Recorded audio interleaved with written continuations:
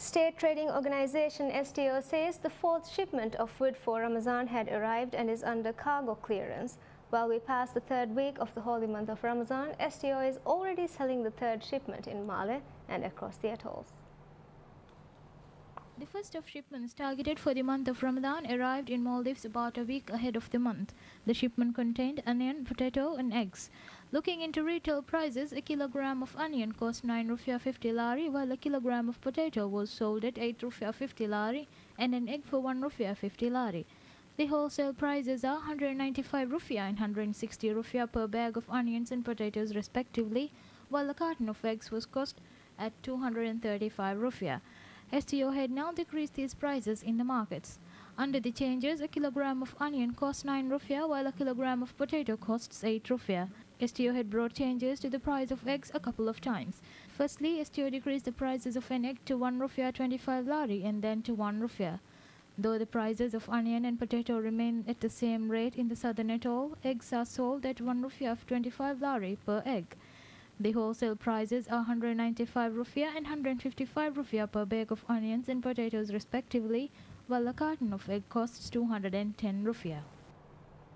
The world's cheapest car, the Indian-built Tata Nano, is continuing to stay in the spotlights, even if at times for reasons it would rather not. Some of you might remember that back in October last year, news of a Nano catching fire out of the blue in New Delhi surfaced. It was followed by another one in March this year in Mumbai.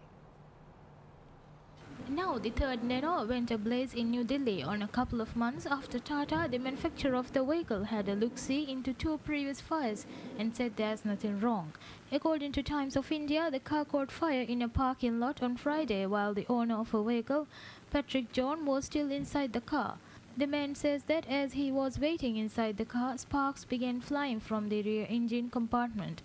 The car turned to ash in about 2 minutes, he says. The third car on fire was purchased in May and has a run for 38,000 kilometers only. The incident took place in Delhi on Friday and no one was injured since the occupant got out after noticing the fire in the front side of the car. There are also some other reports of 3 cases of fire in Tata Nano within a span of few days in Delhi, Lucknow and Ahmedabad after a faulty combination of switch-triggered smoke and burning of plastic parts.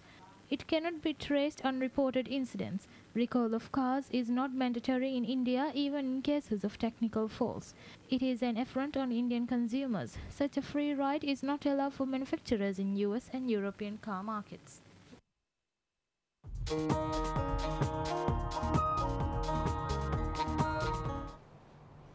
In sports, US Open top seed Caroline Wozniacki wins her third consecutive Pilot Pen tennis title Saturday, beating Russian Nadia Petrova 6-3, 3-6, 6-3.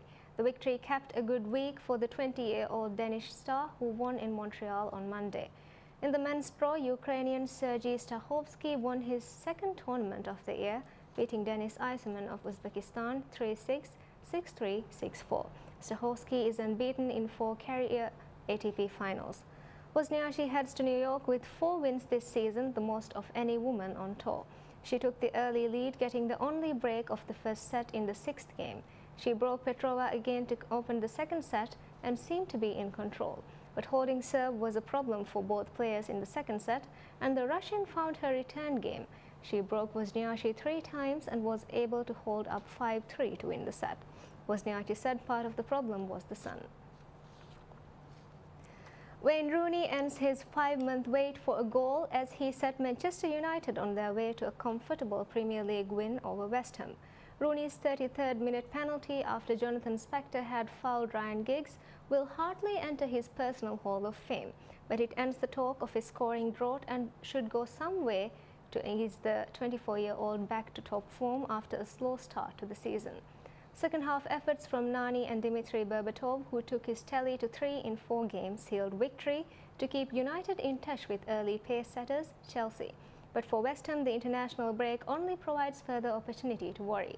Without a point under Grant's stewardship and unconvincing in the Carling Cup triumph against lowly Oxford, the Hammers are now bottom of the table and facing a fight to preserve their top-flight status.